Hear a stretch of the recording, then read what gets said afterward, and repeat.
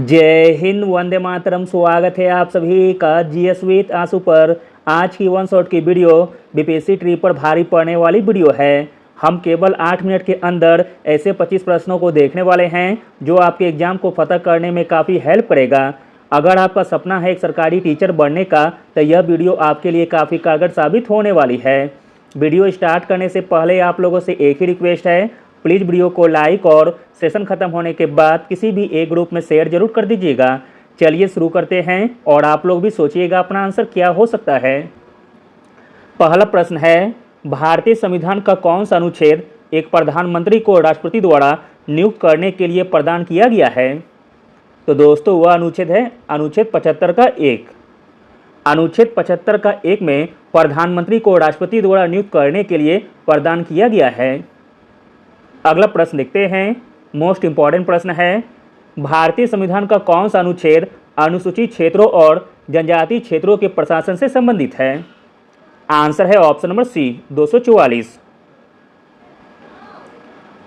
भारतीय संविधान का अनुच्छेद 244 अनुसूचित क्षेत्रों की परिभाषा देता है और इसका उल्लेख संविधान की 5वीं अनुसूची में किया गया है।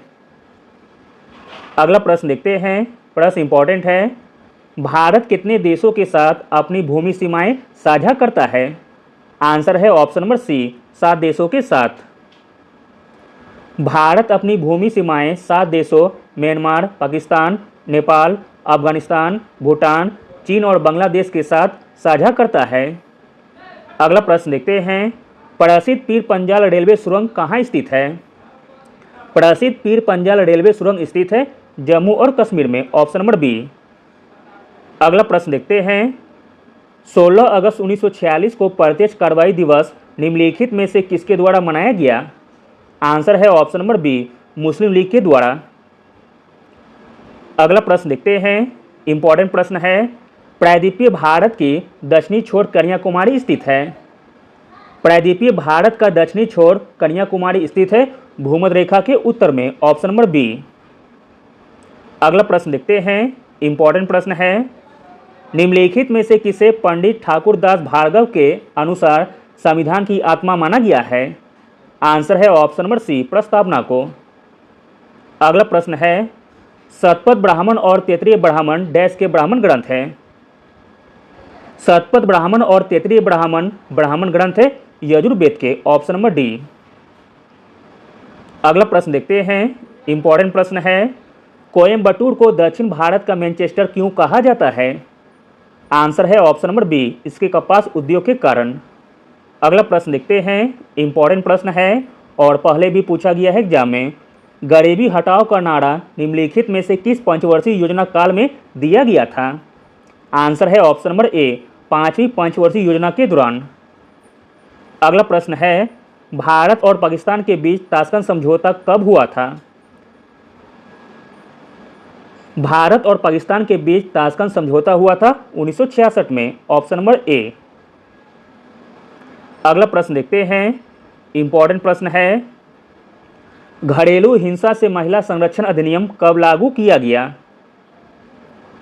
घरेलू हिंसा से महिला संरक्षण अधिनियम लागू किया गया वर्ष 2006 में, ऑप्शन नंबर ए। अगला प्रश्न है, निम्नलिखित में से किस भारतीय पुरातन ग्रंथ में अपराध और अपराधी का जिक्र आता है? आंसर है ऑप्शन नंबर बी, मनुस्मृति में। अगला प्रश्न देखते हैं, निम्नलिखित में से कौन सबसे बुद्धिमान स्तनधारी है? सबसे बुद्धिमान स्तनधारी हो जाएगा डॉल्फिन, ऑप्शन नंबर सी। अगला प्रश्न है, निम्नलिखित में से पोलैंड की राष्ट्रीय मुद्रा क्या है? पोलैंड की राष्ट्रीय मुद्रा है जलोटी, ऑप्शन नंबर सी। अगला प्रश्न देखते हैं, किस अधिनियम द्वारा बर्मा को भारत से अलग किया गया था? तो दोस्तों वह अधिनियम था भारत सरकार अधिनियम 1935। अगला प्रश्न देखते हैं, निम्नलिखित तत्वों में से किसकी परमाणु त्रिज्या सबसे छोटी होती है? आंसर है ऑप्शन नंबर बी, क्लोरीन की। अगला प्रश्न देखते हैं, इंपॉर्टेंट प्रश्न है, निम्नलिखित में से कौन सा तत्व एक अधातु है जो कक्षीय तापमान पर द्रव अवस्था में रहता है? तो दोस्तों वह धातु हो जाएगी ब्रोमीन, ऑप्शन नंबर बी। अगला प्रश्न देखते हैं, इंपॉर्टेंट प्रश्न है, 24 जनवरी 1950 को संविधान सभा ने 284 सदस्यों ने हस्तलिखित संविधान पर हस्ताक्षर किए, जिसमें महिलाएं शामिल थी। तो दोस्तों जिसमें महिलाएं शामिल थी 15, ऑप्शन नंबर सी। अगला प्रश्न है, लक्षद्वीप के लोग मलयालम के अलावा दूसरी कौन सी भाषा बोलते हैं?